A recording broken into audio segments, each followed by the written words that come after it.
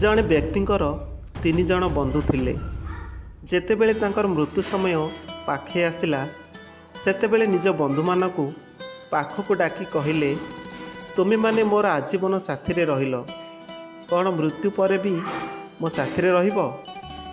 ପ୍ରଥମ ବନ୍ଧୁ କହିଲେ, ମୁଁ ଜୀବନ ସାରା ତୁମ ସାଥିରେ ସାଥ ଦେଇଥିଲି, ଏବେ ମଜବୁର ଅଛି, ଏବେ ଆଉ କୌଣସି ସାହାଯ୍ୟ କରିପାରିବି ନାହିଁ।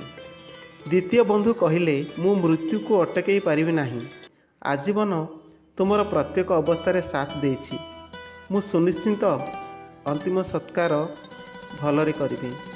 ତୃତୀୟ ବନ୍ଧୁ କହିଲେ, ବନ୍ଧୁ ତୁମେ ଜମାରୁ ଚିନ୍ତା କରନା, ମୁଁ ମୃତ୍ୟୁ ପରେ ବି ତୁମ ସାଥିରେ ରହିବି, ତୁମେ ଯେଉଁଠି ରହିବ ମୁଁ ସେଇଠି ରହିବି।